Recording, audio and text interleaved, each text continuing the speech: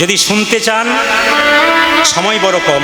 ভগবান শ্রীকৃষ্ণ কুরুক্ষেত্রের যুদ্ধে পঞ্চপাণ্ডবের পক্ষ গ্রহণ করল, কিন্তু 100 ভাইয়ের পক্ষ গ্রহণ করল না কেন?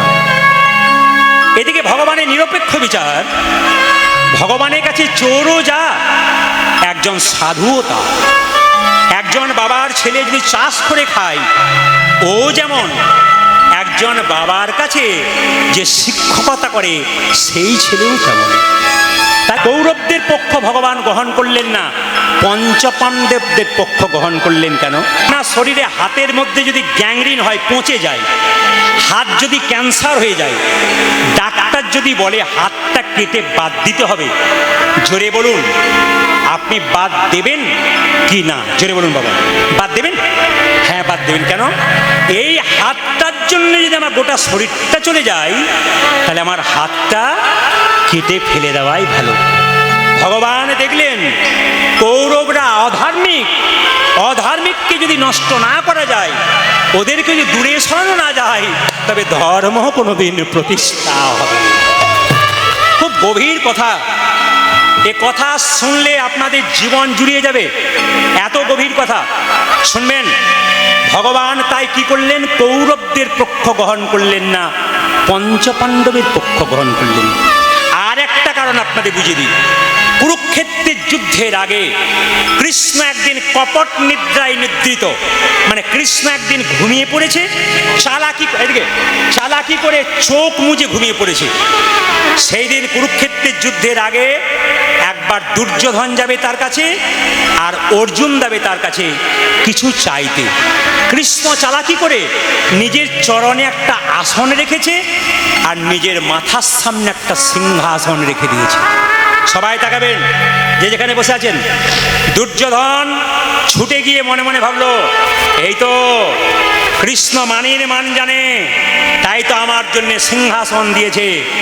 দুর্যোধন গিয়ে সিংহাসনে বসে দিয়েছে, আর অর্জুন কি করেছে? চরণতলে আসনের মধ্যে বসে আছে। অর্জুন জানে ঘুম থেকে যখন ভগবান উঠবে, তখন প্রথম দুর্যোধনকে দেখবে না, প্রথম আমার মুখদর্শন। এই জন্য আমি আপনাদের বারবার বলেছি গানের মাধ্যমে, যে বাড়িতে শুয়ে থাকবেন কৃষ্ণের ছবি রাখবেন। আপনি ঘুম থেকে উঠে কৃষ্ণকে দেখতে পান না পান, কৃষ্ণ তো আপনাকে দেখতে পাবে। শাস্ত্র আরো কথা বলেছে, করাগ্রে বসতে লক্ষ্মী করমূলে তু সরস্বতী করমধ্যে গোবিন্দম প্রভাতে করদর্শনম। হ্যাঁ, আপনারা যদি এই কাজটা করতে পারেন, সকালবেলায় ঘুম থেকে উঠে কিচ্ছু করার দরকার নেই, ঘুম থেকে উঠে নিজের হাতটাকে দেখবেন। শাস্ত্র বলছে গোবিন্দ দর্শন হয়। করাগ্রে বসতে লক্ষ্মী করমূলে তু সরস্বতী করমধ্যে গোবিন্দম প্রভাতে করদর্শনম। দুর্যোধন কি করলো? সিংহাসনে বসে পড়ল। দেখুন, চেয়ারে বসা ভালো, কিন্তু চেয়ারের উপরে বসে পা উঠিয়ে যদি পা দোলাই, এটা কিন্তু ভালো নয়। ভালো করে শুনবেন, একবারে দামি কথাগুলো শুনবেন, একবার অমৃতের মতো, হীরার মতো কথা। অর্জুন কৃষ্ণের চরণতলে বসে আছে, আর দুর্যোধন সিংহাসনের উপরে পাটা চাপিয়ে পাটা দুলাচ্ছে, আর বাতাসে দুর্যোধনের পায়ের ধুলা গোবিন্দের মাথায় পড়ছে। দেবতারা অভিশাপ দিলেন, দুর্যোধন, কত যোগী, কত মুনি, কত ঋষি গোবিন্দের চরণ পাবার জন্য কাঁদে, আর তুমি গোবিন্দের মাথায় চরণের ধুলো দিয়ে দিচ্ছ।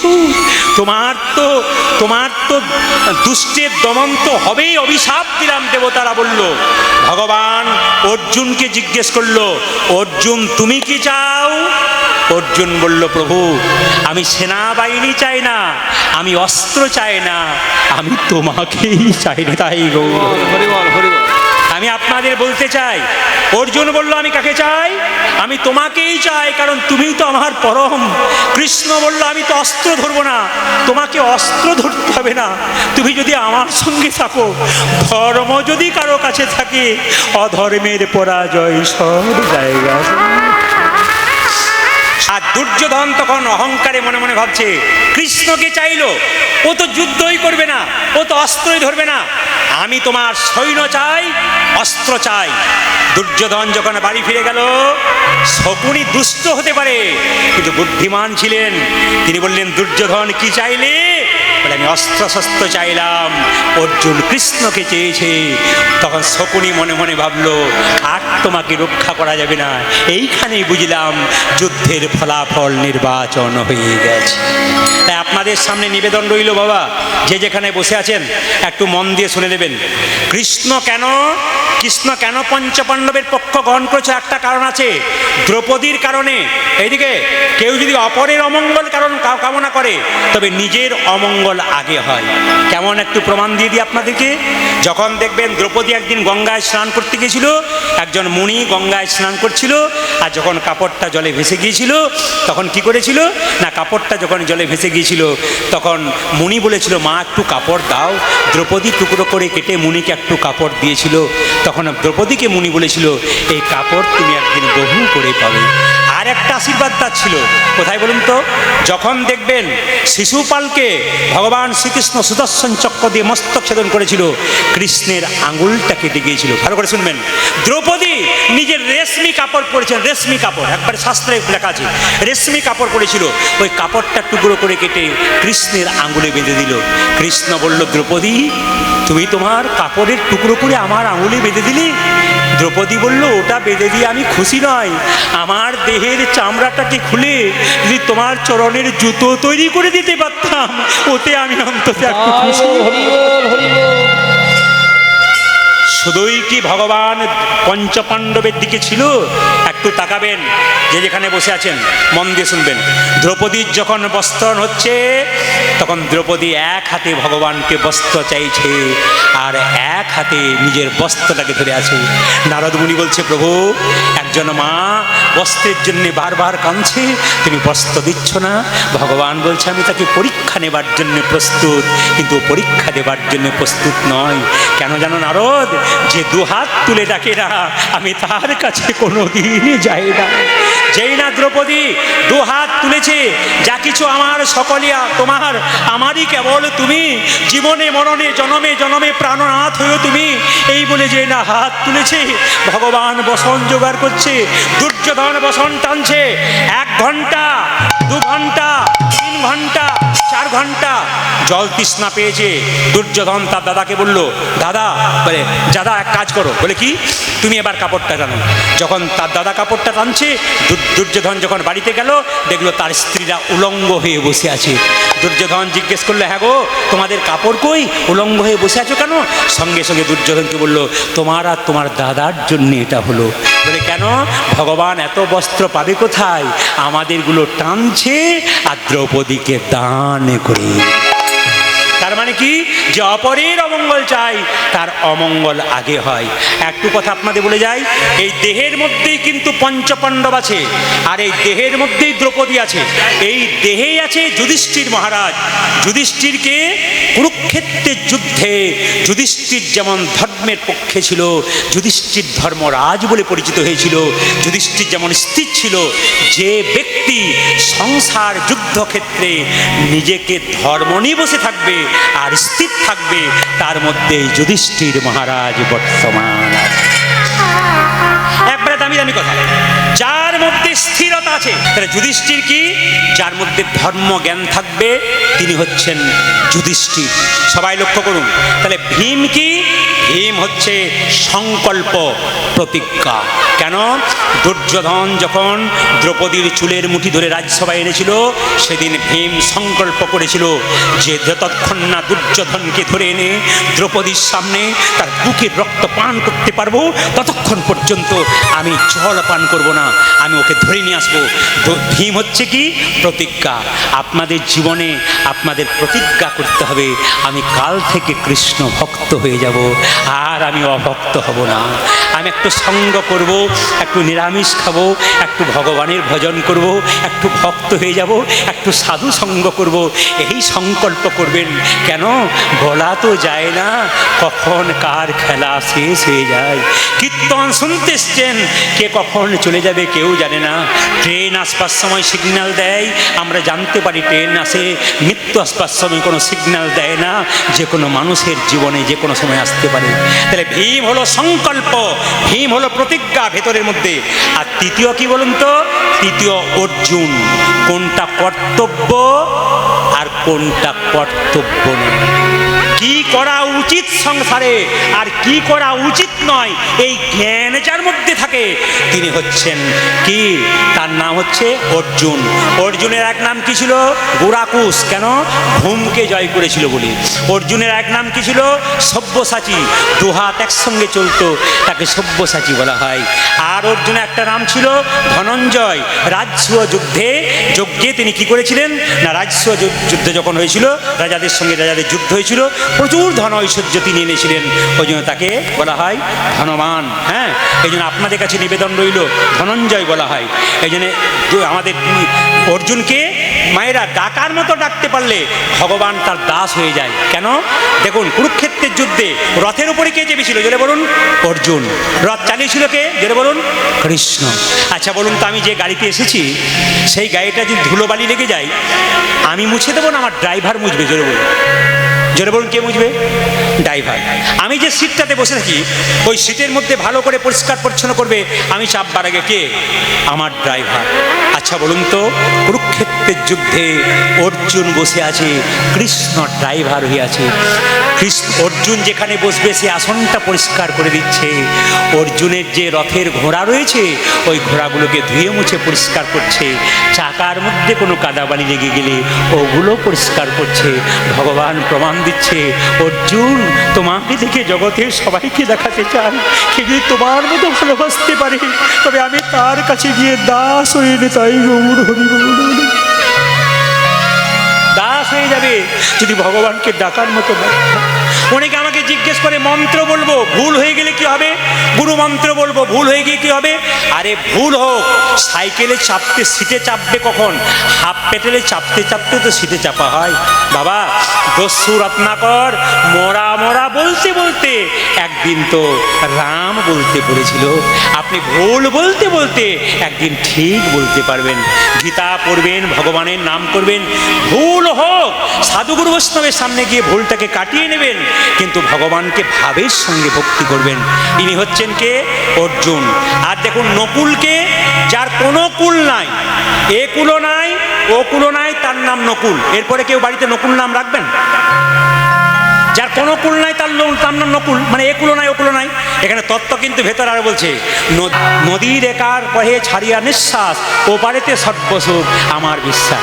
এ ভাবছে ওইদিকে সুখ, ও বলছে ওইদিকে সুখ। আপনি কি ভাবছেন? প্রদীপবাবু সুখী, প্রদীপবাবু কি ভাবছে? এরা সুখী, কিন্তু তা নয়। কোনো কুলেই সুখ নাই।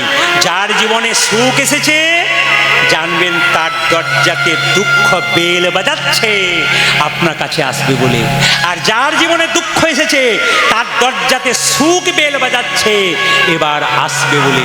এই জন্য বাবা, সংসারটার নাম সুখালয় নয়, সংসারটার নাম দুঃখালয়। সুখ কি? দুঃখের মাঝে বিজ্ঞাপনের বিরতি, এরই নাম সুখ।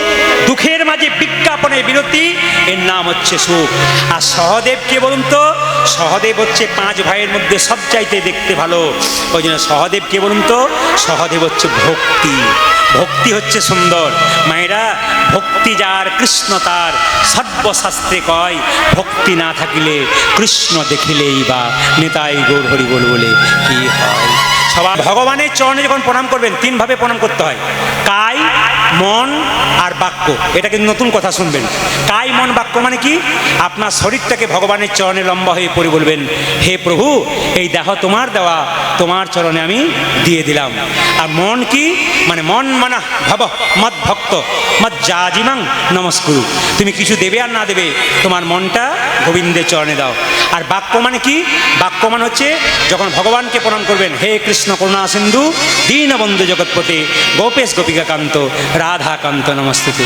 গোপকুলের উৎপত্তি গোচারণ বৃত্তি। এইদিকে এদিকে, গোপকুলের উৎপত্তি গোচারণ বৃত্তি মানে গোয়ালাদের জন্ম। মা যশোদা বলছে গোয়ালারা কেন জন্মগ্রহণ করেছে? গোপকুলের উৎপত্তি কেন? গোচারণ বৃত্তি, গরুচরণ আমাদের কাজ। যশোমতী বলছে, তো বলছে মা তুমিই তো বলেছো যে গোচারণ করলে নাকি আয়ু বাড়ে, তা আমরা গোচারণ করতে যাবো, তার জন্য তোমার চিন্তা কিসে আছে? সবার কাছে নিবেদন রইল, একটু মন দিয়ে শুনবেন যে যেখানে বসে আছেন। আমাদের এই শরীরের মধ্যে গোচারণ করতে হবে। তত্ত্ব বলছে মানব জমি শস্য ক্ষেত্র সর্বদা পবিত্র, যে যাহার কর্মদোষে অপবিত্র হয়, যতন করে করো চাষ ফসল ফলবে 12 মাস, এ দেহ তো অপবিত্র নয়। শুনবেন ভালো করে, আমি কি বললাম? বলছে মানব জমি শস্য ক্ষেত্র সর্বদা পবিত্র, যে যাহার কর্মদোষে অপবিত্র হয়, যতন করে করো চাষ ফসল ফলবে 12 মাস, এ দেহ তো অপবিত্র নয়। আমাদের এই মানব জমিতে 6টা হেলে আছে। হেলে মানে কি? গরু। 6টা যদি গরু থাকে তাহলে 3টে লাঙ্গল দরকার আছে। আধ্যাত্মিক তত্ত্বে কি বলছে দেখুন, 6টি যদি হেলে হলো, 6টি যদি হেলে হলো, 3টে লাঙ্গল চাই, 3টে লাঙ্গল চাই। বিষয় আমাদের 6টি হেলে কাম ক্রোধ লোভ মোহ মদ মাশ্চর্য, এই 6টা গরুকে যদি বশ করতে চাই তবে 3টে লাঙ্গল চাই। সাধু সঙ্গ, গুরু বাক্য আর শাস্ত্র বাক্য, 6টি যদি হেলে হলো, 3টে লাঙ্গল চাই, 3টে লাঙ্গল চাই। মা যশোদা দুঃস্বপ্ন দেখছে, এখানে মায়েরা কীর্তন শুনতে আসে। আপনাদের বাচ্চারা দুঃস্বপ্ন দেখে? জোরে বলুন হ্যাঁ না না। স্বপ্ন দেখে চমকে ওঠে। অনেকে প্রশ্ন করে আমার বাচ্চা বিছানায় হঠাৎ চমকে ওঠে কেন? আমি ঘুমাতে ঘুমাতে হঠাৎ চমকে উঠি, দুঃস্বপ্ন দেখি কেন?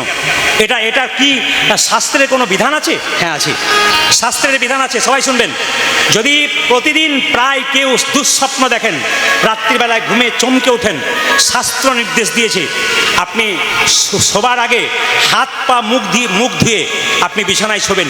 শোবার সময় আপনি নরসিংহদেবের নাম 3 বার করবেন মনে মনে, আর জোরে জোরে উচ্চস্বরে জয় নরসিংহদেব, জয় নরসিংহদেব, জয় নরসিংহদেব। শাস্ত্র বলছে যারা ভয় খায়, যারা চমকে উঠে, যারা দুঃস্বপ্ন দেখে, যদি নরসিংহদেবের নাম শোবার সময় 3 বার জোরে জোরে উচ্চারণ করে ঘুমাতে পারে, তবে তার কিন্তু অনেক দুঃস্বপ্ন দূর হবে। শুধু 1 মাস ব্যবহার করে দেখুন। আর একটা প্রশ্ন আছে বাবা, কিছু মনে করবেন না, ভাদ্র মাসে দই খেতে নাই নাকি বলছেন? কারো জানা আছে? বয়স্ক বাবাদের আসতে, ভাদ্র মাসে দই খেতে নেই জানা আছে? ভাদ্র মাসে দই খেলে সেলেসা হয়, খুব বেশি ঠান্ডা হয়। আর এই শ্রাবণ মাসে একটা জিনিস খেতে নাই শাস্ত্র অনুযায়ী, কি বলুন তো?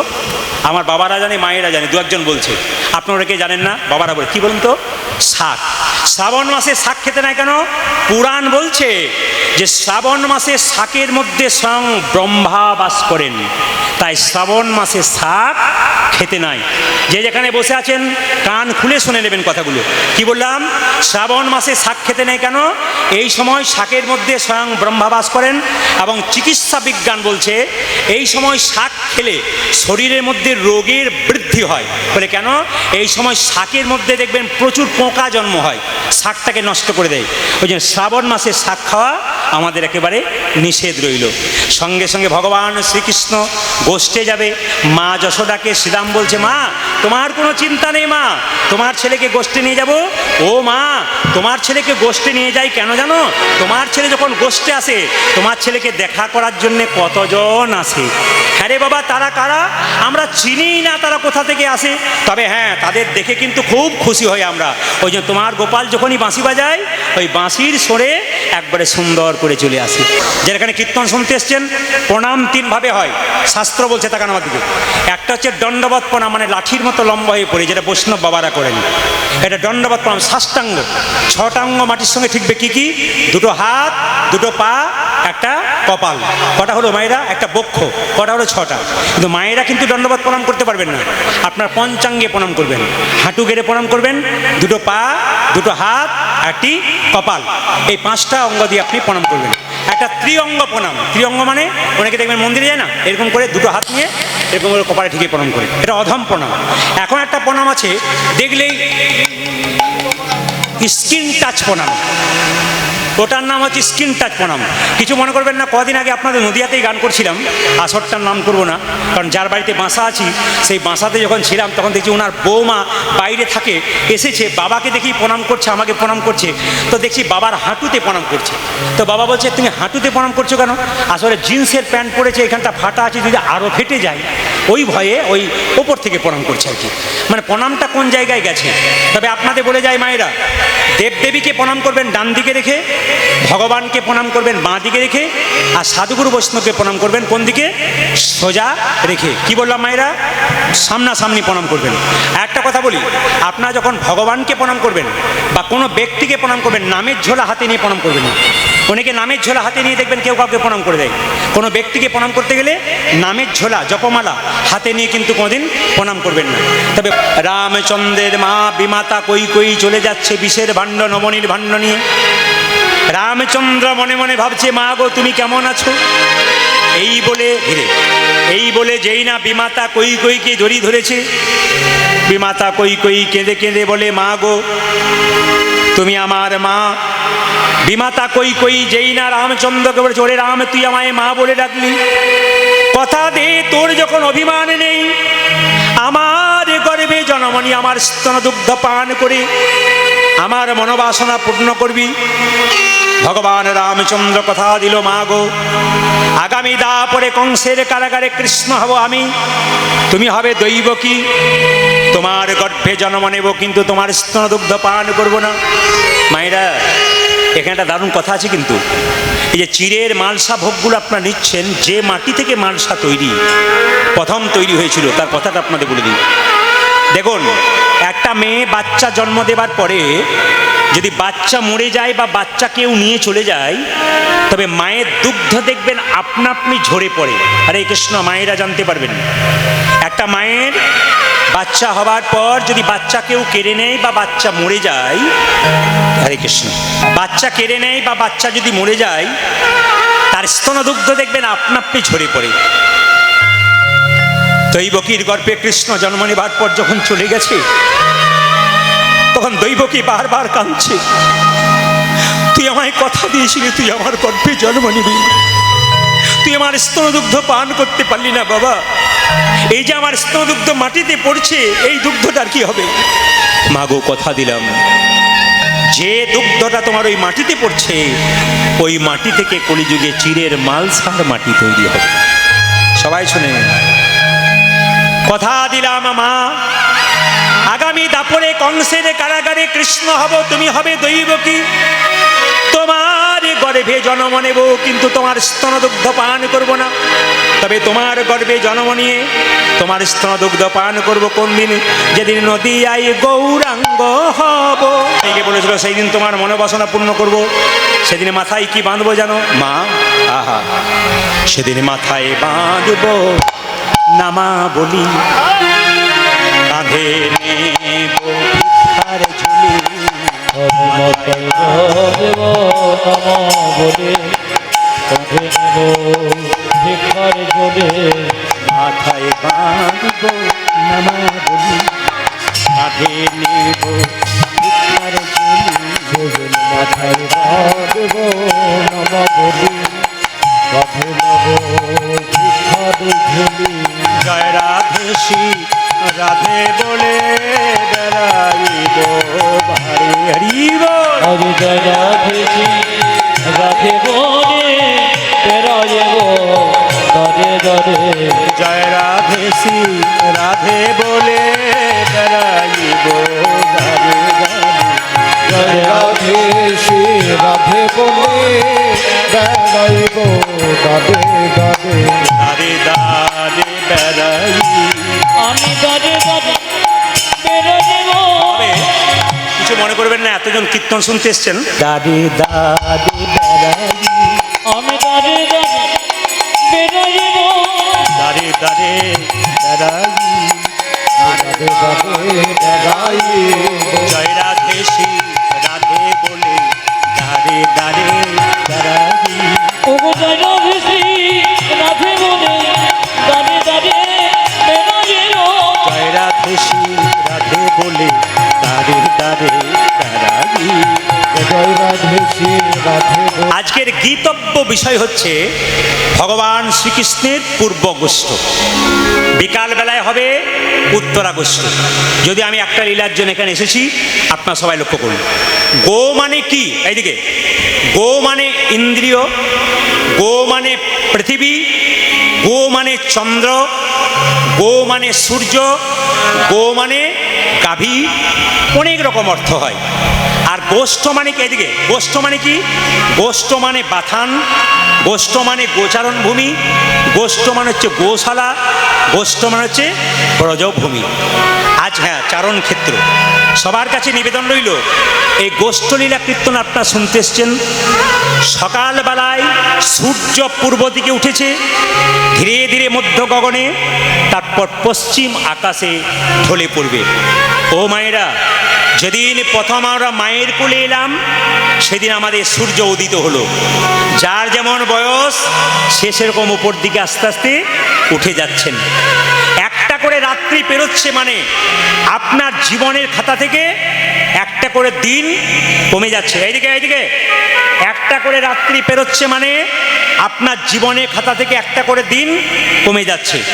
দেখবেন আপনাদের দিকে হয় কিনা জানি না, আমাদের ওদিকে যখন মৃতদেহ দরজা দিয়ে নিয়ে যায়, বলো হরি বলো হরি, এইদিকে এইদিকে বলো হরি বলো হরি। আপনিও প্রণাম করেন, আমিও প্রণাম করি। আর কি ভাবেন বলুন তো? ও বোধহয় গেল, আমি বোধহয় যাব না। কিন্তু যিনি মাচায় হেলতে দুলতে গেলেন, তিনি জানিয়ে দিলেন, আমাকে দেখে শিখে নাও, আমি যেমন হেলতে দুলতে সংসার থেকে চললাম, একদিন তোমাকেও হেলতে দুলতে সংসার থেকে চলে যেতে হবে। আপনারা যে যেখানে বসে আছেন, বারবার বলবো, নিজের দিকে খেয়াল রাখুন। কে কোন দিকে কি করছে, এই দিকে তাকালে আপনার কিন্তু কীর্তন শোনা হবে না। একটু মন দিয়ে শুনে নিন। এই সংসার গোষ্ঠে আমরা এসেছি। ভগবান যখন গোষ্ঠে যেতেন, যেই না শৃঙ্গার ধ্বনি করতেন, বাঁশি করতেন, বাঁশি বাজাতেন, সঙ্গে সঙ্গে গাভীগুলো সব গোবিন্দের চরণে আসতো। আমাদের শরীরে কিছু গাভী আছে, এগুলো কি? আমাদের ইন্দ্রিয়গুলো। কাম, ক্রোধ, লোভ, মোহ, মদ, মাশ্চর্য, মন, বুদ্ধি, অহংকার, এই যে ইন্দ্রিয়গুলো লাফালাফি করছে, এদিক ওদিক ঘুরে বেড়াচ্ছে। কেউ যদি কৃষ্ণ নাম রূপ ধ্বনি করতে পারে, সমস্ত ইন্দ্রিয়গুলো গোবিন্দ চরণে নিতাই গৌর হরি বল। তবে একটা কাজ করতে হবে, এইদিকে এইদিকে গোষ্ঠীর তত্ত্ব শুনতে গেলে একটা কাজ করতে হবে। কি? যে যেখানে বসে আছেন মায়েরা, বলছে একটা মেয়ের বাবা কন্যাকে পাত্রস্থ করার জন্যে ছেলের বাবার হাত ধরে বারবার মিনতি করে, আমার মেয়েকে আপনি হাতে নিন। ঠিক সেরকম আমাদের দেখবেন সব চাইতে ইন্দ্রিয়ের রাজা হলো মন। এ বড় চঞ্চল। এই মনরূপী কন্যাকে যদি আপনি গোবিন্দের চরণ অর্পণ করতে চান, তাহলে গুরুচরণ আপনাকে নিতাই গৌর হরি বল ধরে ফেলতে হবে। গুরুচরণ ধরে গোবিন্দের চরণে আমাদের মনটাকে কিন্তু দিতে হবে। সবাই লক্ষ্য করুন মায়েরা। তবে একটা কাজ করুন, আমাদের ইন্দ্রিয়গুলোকে যাতে আমরা একসঙ্গে এক জায়গায় করতে পারি, তাই সবাই মিলে একটু নাম রূপ ধ্বনি করুন। 16 নাম 32 অক্ষর সবাই মিলে গাইবেন। এর ভাগে বলি, এই 16 নাম 32 অক্ষর প্রথমে কিন্তু কলি সন্তরণ উপনিষদে লেখা আছে, হরে রাম রাম রাম হরে হরে, হরে কৃষ্ণ কৃষ্ণ কৃষ্ণ হরে হরে। প্রথম কিন্তু এটা ছিল, জপরে নাম অবিশ্রাম 16 নাম 32 অক্ষর, মানব জনম দুর্লভ জনম, এমন জনম হবে না রে। ওগো বসিয়া মায়ের কোলে আজ ননি খেতে খেতে দোলে, গোপাল বলে মা গো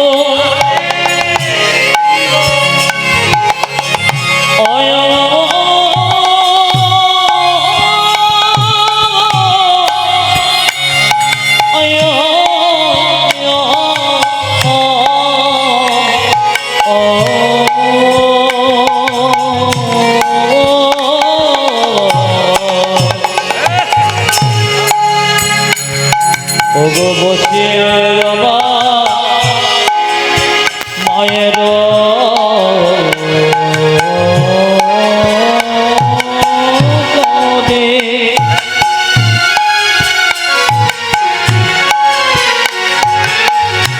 মনে খেতে খেতে বেদনে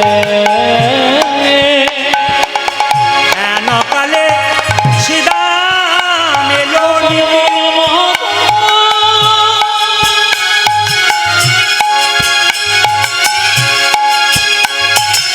আমায় সাজারে শ্রীরামকে দেখে বলছে, শ্রীরাম তুই আমার গোপালকে গোষ্ঠী নিয়ে আসতে, বাবা জায়গা গ্রহণ করুন। শ্রীরামকে বলছি, তুই আমার গোপালকে গোষ্ঠী নিয়ে যাবি?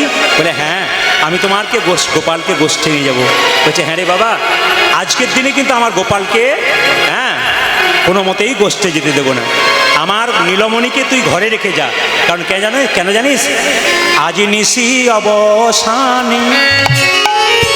আচ্ছা মায়েরা, কিছু মনে করে না, যদি ভোরবেলায় কেউ স্বপ্ন দেখে যে আমার ছেলের কোনো গন্ডগোল হয়েছে বা কোনো একটা ছেলের সম্বন্ধে স্বপ্ন দেখে, মায়ের কত কষ্ট হয়। আর ভোরের স্বপ্ন নাকি সত্যি হয়, প্রাচীন লোকেরা বলে, সত্যি হয় না। আসলে আপনার ছেলের নিয়ে বা কোনো ব্যাপার নিয়ে যদি আপনি সারাদিন ভাবেন, রাত্রিবেলায় শোবার সময় সেই স্বপ্নটাই দেখুন। এখন মা বলছে, না না শ্রীরাম শোন, এক কাজ কর, আমার গোপালকে তুই নিয়ে যেতে পারবি না।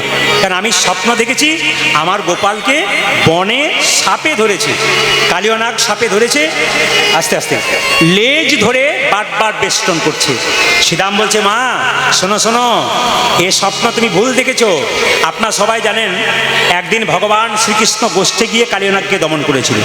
কোন দিন দমন করেছিল আমি কিছুক্ষণ আগে বলেছি। কোন দিন বলুন তো? সেদিন ছিল ঝুলন পূর্ণিমার দিন। কেঁদে কেঁদে বলছে, মোয়া ভাগিনী প্রাণ সদা করে আনচান। আজ মোয়া ভাগিনী সদা করে আনচান। যে মোয়া ভাগিনী প্রাণ সদা করে আনচান। ও যে মোয়া ভাগিনী সদা করে আনচান। আজু বনে হবে বড় মন্দ, মাগো আজ মনে আছে বড় মন্দ। আজ মনে আছে বড় মন্দ।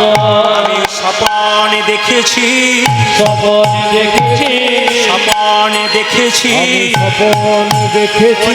নিশি অবসান কালে স্বপন দেখি, নিশি অবসান কালে স্বপন দেখেছি।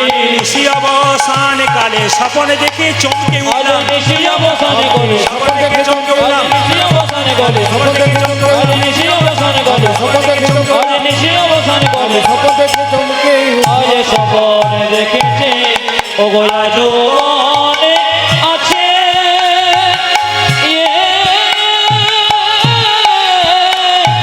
ও গোয়া আছে বড় মন্দ। আজ মনে আছে বড় মন্দ। আজ মনে আছে বড় মন্দ। আচ্ছা বাবা, গতকাল যে কথাটা বললাম যে গতকাল ঝুলন পূর্ণিমা ছিল, সেদিন কৃষ্ণ কালিয়নাগকে দমন করেছিল। এ ঘটনা কিন্তু আগেই ঘটে গেছে। এটা মা যশোদা দেখেছে, পিতা আনন্দ দেখেছে, সখারা দেখেছে, ব্রজের সবাই দেখেছে, কিন্তু মা মনে মনে ওইটাই ভেতরে ঢুকিয়ে রেখেছে, তাই চিন্তা করছিল। কিছু মনে করবেন না, মায়ের বাচ্চা ছেলেদের দুধের ব্যবস্থা আছে, কমিটি থেকে বলল। কোনো মা যদি বাচ্চাকে নিয়ে এসেছেন, দুধের যদি প্রয়োজন হয় কমিটির তরফ থেকে দুধের, এটা কিন্তু খুব ভালো লাগলো শুনে। এগুলো আপনারা করবেন। আমি ঝাড়খণ্ডে একটা জায়গা আছে আমাদের ওদিকে, মানে আমার বাড়ির কাছাকাছি, সেখানে কীর্তন হয় প্রায় 12 দিন ধরে। তো সকাল থেকে সন্ধে পর্যন্ত 12 দিন সেবা, এবং এমনকি আপনার কেউ যদি একটু পান খেতে চায়, পানেরও ব্যবস্থা আছে, শরবত, চা, বাচ্চাদের দুধের ব্যবস্থা, সমস্ত কিছু। মানে কীর্তন শুনুন, সমস্ত বাবার মানে সেবা করুন, আর আসরে বসে থাকুন। এই 15-20 হাজার মানুষ সবসময় একই রকম ওইখানে বসে 12 দিন ধরে। ওখানে আমি গেছি এবং অনুষ্ঠানটি খুব দারুণ। এখন একটু কমে গেছে, কারণ এখন তো আমাদের মধ্যে হিংসা জড়িয়ে গেছে। আপনি একটা ভালো কাজ করবেন, তাতে না করতে পারেন, তার জন্য পেছনে বহু লোক লেগে আছে। হিন্দু হিন্দুদের সবচেয়ে লজ্জার ব্যাপার এইটাই, আপনি হরিনাম শুনবেন, হরিনাম করাবেন, আপনার পেছনে কি করে এমন এমন গ্রামে কীর্তন করতে গেছি, ওই পাড়াতে এক পার্টির লোক করাচ্ছে, তো এই পাড়াতে এক পার্টির লোক করাচ্ছে, আর কোন জায়গায় যাব, একই সময় করাচ্ছে। আমার যদি বা 6টা থেকে 9টা, আরেকজনকে ওই পাড়াতে 6টা থেকে 9টা, বলে একসঙ্গেই চালু করবো, দেখ কি হয়। এবং শর্ত থাকে, তোরা ওখানে যাবি না, এরা এখানে যাবে না, নইলে কিন্তু জরিমানা হয়ে যাবে বলে এলাম। এই যদি বিবাদ থাকে তাহলে হরিনাম কোনদিন হয়? আমি বারবার বলবো, বিবাদ করবেন না, আপনার সুবাদ করবেন, এটা বারবার বলবো। সাধুগুরু বৈষ্ণবকে সম্মান দেবেন, আপনার কিন্তু কাজ আছে। মায়েরা, ভগবান শ্রীকৃষ্ণ কালিয়নাগকে দমন করেছিল কোন দিন বলুন তো? একদিন গোষ্ঠে যখন কৃষ্ণ খেলা করছিল সখাদের সঙ্গে, হঠাৎ বলে উঠলো সখারা কি আমাদের জল পান করার ইচ্ছা হয়েছে। ভগবান চালাকি করে বললেন, চলে যা ওই কালীদহের দিকে। যেই না কালীদহের দিকে জল পান করার জন্য গেছে সকলে মিলে, আর কালীনাগের বিশেষ জ্বালায় সবাই ছটফট করতে করতে অচৈতন্য হয়ে গেছে। ভগবান ছুটে গেলেন, অচৈতন্য শরীরে চৈতন্যময় হস্ত বুলিয়ে দিলেন, আর সবাই আবার চৈতন্য ফিরে পেল। আচ্ছা মায়েরা, এখানে কালিয়নাগকে আপনারা মনে মনে ভাবেন তিনি শত্রু, কিন্তু না, তিনি মিত্র। কেন? কুরুক্ষেত্রের যুদ্ধে কৃষ্ণ সবাইকে সব কিছু দিয়েছিল, কিন্তু কালিয়নাগ কেঁদে কেঁদে বলেছিল আমাকে উদ্ধার করো। ভগবান বলেছিল, কালিয়নাগ তোকে উদ্ধার করবো না। কালিয়নাগ মনে মনে ভাবলো, তুমি তো আমাকে উদ্ধার করবে না, তবে তোমাকে এইখানে আমি চরণ পাবো, তার ব্যবস্থা করব। কালিয়নাগ কি করলো? কালীদহের জলের মধ্যে বিষ ঢালতে শুরু করলো, আর পশু পাখি মৃত্যুর আগে ভগবানকে ডেকে ডেকে বলল, প্রভু নদীর জল খাই, গাছের ফল খাই, প্রেমানন্দে তোমার গুণগান গাই, এত আমাদের কষ্ট। ভক্তবৎসল ভগবান আর থাকতে পারলেন না, ভক্তের আহ্বানে ছুটে এলেন। আর যেই না ছুটে এলেন, আসার সঙ্গে সঙ্গে ভগবান কি করলেন বাবা? সবাই লক্ষ্য করুন, সবাইকে উদ্ধার করলেন এবং কালিয়নাগকে দমন করলেন। সঙ্গে সঙ্গে শ্রীরাম বলছে, মা শোনো, এক কাজ করো, তোমার ছেলে এমন তেমন ছেলে নয়, কিবা মন্ত্র জানে কানাই, কিবা মন্ত্র জানে, মাগো কিবা মন্ত্র জানে কানাই, কিবা মন্ত্র জানে। শ্রীরাম মাকে আশ্বাস দিচ্ছে, তোমার গোপালের জন্য তুমি চিন্তা করো না, কিবা মন্ত্র জানে কানাই, কিবা মন্ত্র জানে, মাগো কিবা মন্ত্র জানে কানাই, কিবা মন্ত্র জানে। মন্ত্র বলে ভাই কানাইকে বিষ ধরে মানে, মাগো আজ মন্ত্র বলে ভাই কানাইকে বিষধর মানে, মন্ত্র বলে ভাই কানাইকে বিষ ধরে মানে, মা মন্ত্র বলে বলে ভাই কানাইকে বিষধর মানে। বলরাম দাস কহে যশোমতী মাই, আমার মদনা দাসে রে গো যশোমতী মা। এতক্ষণ ধরে যে গানগুলো গাইলাম, পদগুলো গাইলাম, কার লেখা? বলরাম দাসের। বলরাম দাস কহে যশোমতী মাই, আমার মদনা দাসে গো যশোমতী মা। গোপের ছেলে গোচারণে কোনো দোষ নাই, মা আজ গোপের ছেলে গোচরণে কোনো দোষ নাই, গোপের ছেলে গোচারণে কোনো দোষ নাই, মা গোপের ছেলে গোচরণে কোনো দোষ নাই, কোনো দোষ নাই, মা আজ কোনো দোষ নাই বাবা, কোনো দোষ নাই, মা কোনো দোষ নাই মাগো, গোপের ছেলে গোচারণে কোনো দোষ নাই, মা আমার গোপের ছেলে গোচরণে কোনো দোষ নাই বাবা, গোপের ছেলে গোচারণে কোনো দোষ নাই, গোপের ছেলে গোচারণে কোনো দোষ নাই। দেখুন সময়টা বড় কম, একটা আপনার উলুদ ধরে দিয়ে দিন সবাই মিলে, নিতাই গৌর হরি হরি, একবার জোরে নিতাই গৌর হরি হরি বল। গোপের ছেলে গোচারণে কোনো দোষে না, গোপের ছেলে গোচরণে কোনো দোষ নাই। মায়েরা বলছে তাই নাকি? বলে হ্যাঁ। কিভাবে আসে?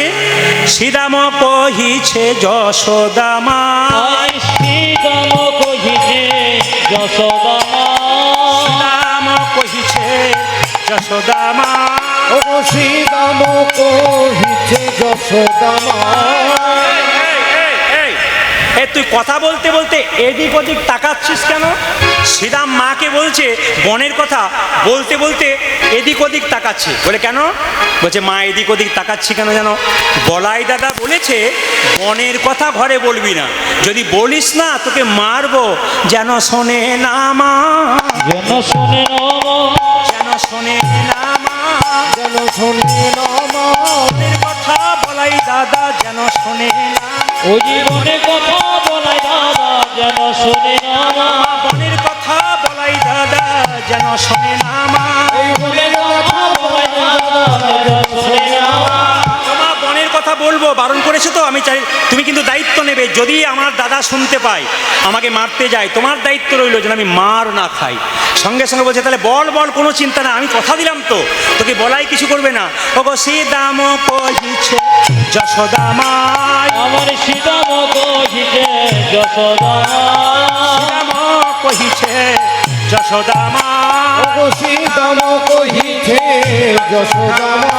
মনের কথা তোমার জানা, তবু মনের কথা তোমার জানা। মনের কথা তোমার জানা। ও মনের কথা তোমার জানা। বসায়ে রাখি মা, বসায়ে রাখি মা। বসায়ে রাখি মা। বসায়ে রাখি মা। কাকে বসিয়ে রাখিস? তোমার গোপালকে। বলে কোথায়? বসায়ে রাখি মা। বসায়ে রাখি মা। শীতল বংশী বটতলে বসায়ে রাখি মা। আজ শীতল বংশী বট তলে বসায়ে রাখি মা। শীতল বংশী বটতলে বসায়ে রাখি মা। শীতল বংশী বটতলে বসায়ে রাখি মা। সবরা খালের রাজা করে বসায়ে রাখি মা। মাগো সবরা খানের রাজা করে বসায়ে রাখি মা। সবরা খালের রাজা করে বসায়ে রাখি মা। সবরা খানের রাজা করে শীতল বংশী বটতলে সবরা খানের রাজা করে শীতল বংশী আজ বটতলে সবরা খানের রাজা করে শীতল বংশী আজ বটতলে সবরা খানের রাজা করে বংশী আজ সবরা খানের রাজা করে বংশী আজ সবরা খানের রাজা করে বসায়ে রাখি মা। আমার গোপাল আর কি করে বলে জানো? বসিয়া শীতল তরুর ছা, মাগো বসিয়া শীতল তরুর ছা। বসিয়া শীতল তরুর ছাই, বসিয়া শীতল তরুর ছায়। বসে বসে কানাই মুরলি মাগো বসে বসে কানায় মুরলি বসে বাজায়। বসে কানাই মুরলি বসে বসে কানাই মুরলি বাজায়।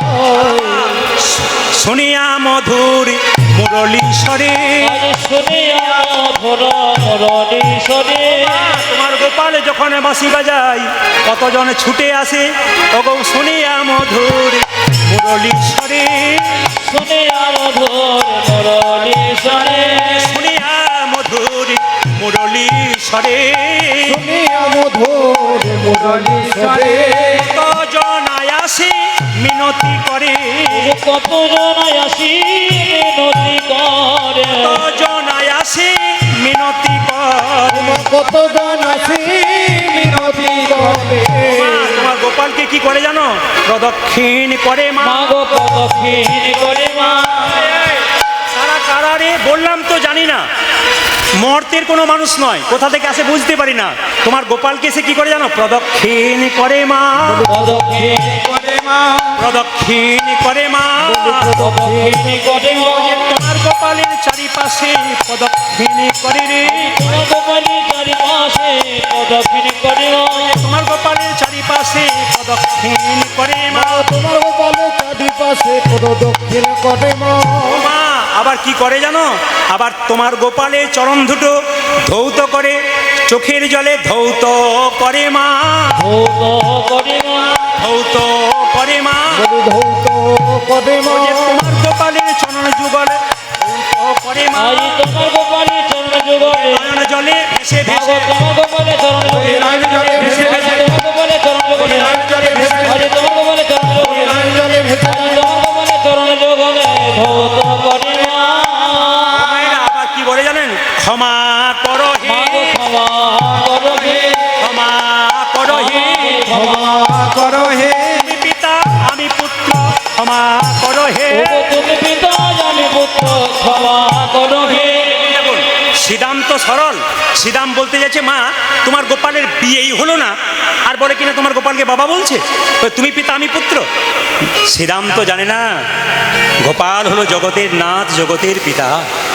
তাকে যদি কেউ ধরে রাখতে পারে তার আবার চিন্তার কি আছে বাবা। একটু হ্যাঁ, উনি বললেন যে টাকার মালা গলায় রাখতে নেই। হ্যাঁ, রাখা উচিত নয়, বাচ্চা ছেলেটা দিয়েছে বলেই রাখা উচিত নয়, অহংকার জন্মায়। দ্বিতীয়ত ভগবানেরকে যখন আপনারা টাকা দান করবেন ভগবানের মন্দিরে, ভগবানের হাতে টাকা দেবেন না। টাকাটা কোথা থেকে আসছে কি না, কোনভাবে আসছে, ভগবানের চরণে টাকা দিতে হবে।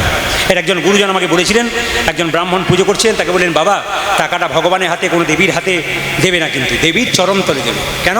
টাকাটা কোথা থেকে আসছে কি না স্পর্শ করবে না, নিচে রাখবে, নিবেদন করবে মাত্র, নিবেদন করার নিয়ম আছে। তো দেখুন মায়েরা, ব্রহ্মা এসেছে দণ্ডবত করছে, মানে বলছে কে এসেছে জানো মা? ব্রহ্মা। বলে কেন? দণ্ডবত করছে। কিভাবে দণ্ডবত করছে? সবাই তাকান, লম্বা হয়ে দণ্ডবত করে বলছে, বলছে দণ্ডবত করে মা, দণ্ডবত করে মা, দণ্ডবত করে মা, বলি দণ্ডবত করে মা, আমার গোপালের চরণ তলে দণ্ডবত করে মা, আগো তোমার গোপালের চরণ তলে দণ্ডবত করে মা। ক্ষমা করো হে, ক্ষমা করো হে, ক্ষমা করো হে, আমায় ক্ষমা করো হে। তুমি পিতা আমি পুত্র ক্ষমা করো হে, ওগো তুমি পিতা আমি পুত্র ক্ষমা করো হে।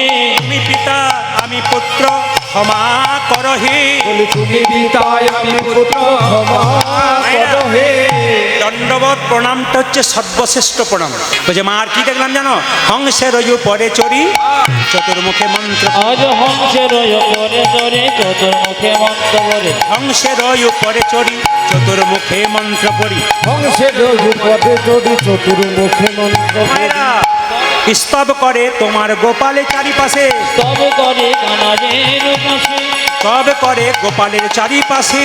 তবে করে গোপাল চারি পাশে। আরেকজন আছে ক্ষিপ্ত প্রায় একজন বিষপৃষ্ঠে আরোহণ, আজ ক্ষিপ্ত প্রায় একজন বিষপৃষ্ঠ আরোহণ, ক্ষিপ্ত প্রায় একজন বিষপৃষ্ঠে আরোহণ। ঠিক তো প্রায় একজন বিশ্বপৃষ্ঠে আরোহণ।